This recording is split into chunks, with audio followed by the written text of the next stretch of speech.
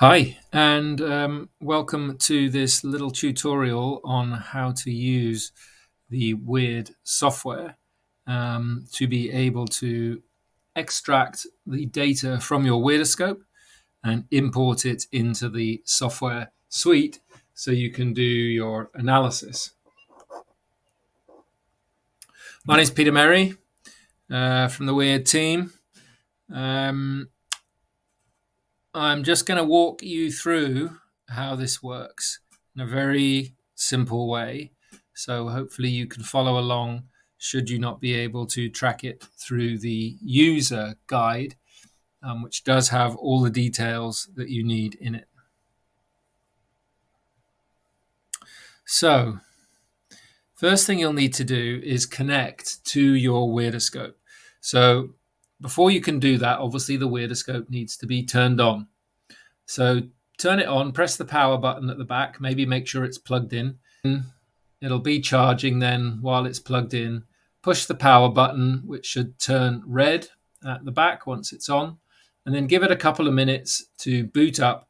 You'll know it's booted up when the lights come on at the back, the battery monitor and the memory monitor, and when the blue light comes on around the event button on the top of your Wyrdoscope. It's got a small computer inside, so it just takes a moment to boot up.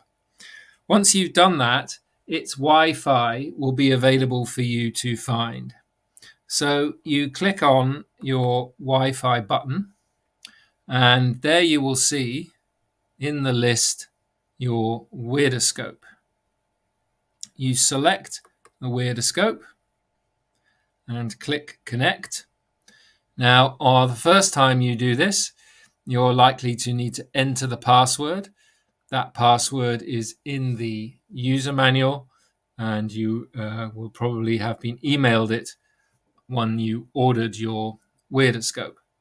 So it's just checking the requirements here. Now, if you are on a Wi-Fi network with your laptop or computer, then this will disconnect you from the internet. So it's important to be aware of that. I have this laptop at the moment connected through a cable, so that means I can stay online while I'm working on the Wyrdoscope. But when you are connected to the Wyrdoscope, then you will drop off the Wi-Fi. So now you can see it's connected. It has the disconnect option there. So what I need to do next is find the Wyrdoscope on my network. And I go down to the search bar here, which is the file explorer, to be able to enter the IP address for the Wyrdoscope on the local network.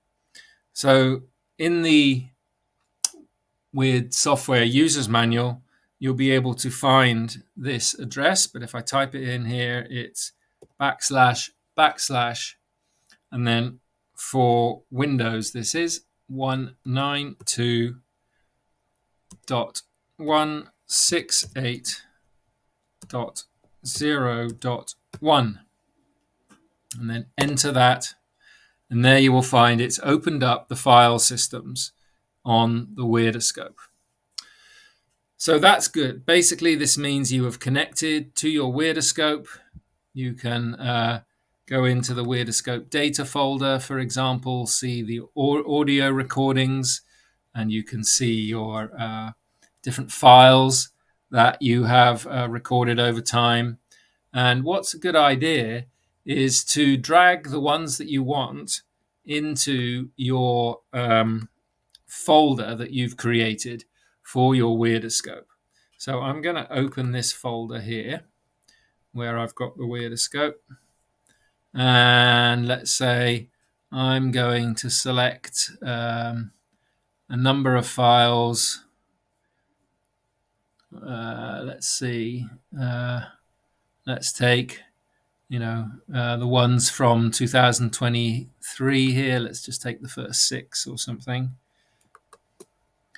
And I'm going to drag those into the data folder.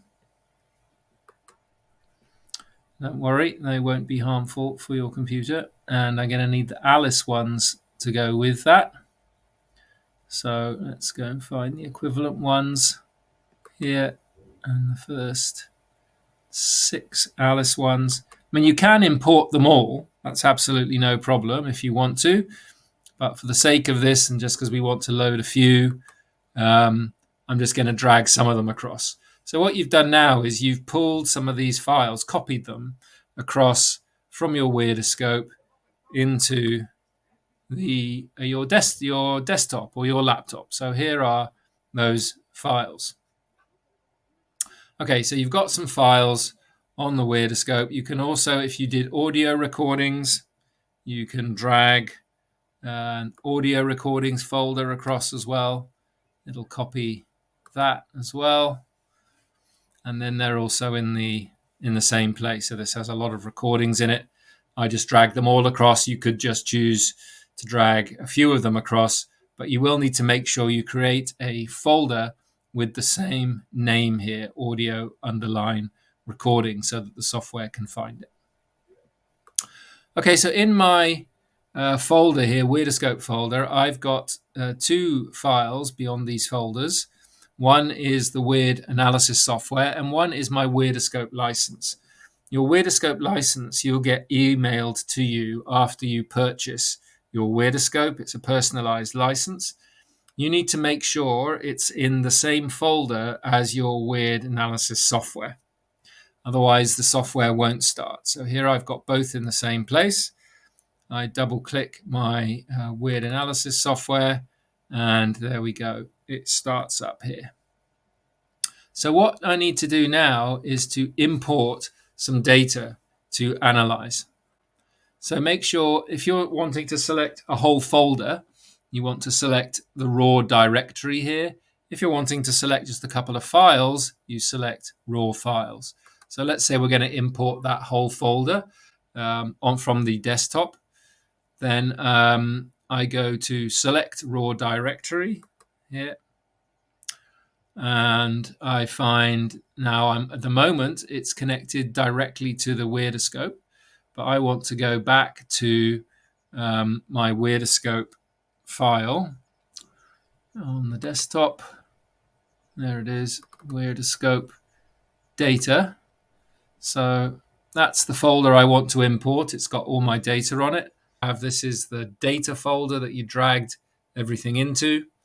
So we select that folder, and then we click process, and there it's pulling all of those files in and processing them. And let's select one of them here that you want to take a look at. So you select that one, you click load the results, and then you go to your p-score analysis, and here you can see the different peaks in the data. Now what's important to notice here is that the green one is very high. For example, you look across, you see that's channel 3 min. So you can turn that off and you'll start to see peaks from the other channels as well. You can also look at the Z-score analysis, which is the deviation from the mean. If I want to select raw files, all I need to do is select the Alice or Bob file. So let's go in here and I'll select the Alice file. Open that, and it'll automatically identify the Bob file, and it'll process those files. So if you now click on the p-score, which is the probability score, you will see the data displayed in 3 different charts. The top one here, the probability score, shows you the peaks, and so you can see at the moment there's this very big peak around 1845, and on the left you can see that that's just over, it's nearly 1 in 5,500 that occurred by chance. Now that makes all the other ones fairly flat because of the size of this one. What you can do is you could turn this channel off and see if there is any other interesting data from any of the other channels. So you see on the right here, channel 3 is the green one, channel 3 min. And if you go up to the top here, you can turn that off. And you see that one's disappeared now, and you can see a bit more granularity of other moments during the event. So particularly in this kind of yellow one here, channel 2A or channel 5. You can see some fluctuations there as well. The graph at the bottom shows you the random walks of the two REGs, so you can see why there are some interesting moments here, because if you look at the yellow peak here, you can see how much they are sticking together.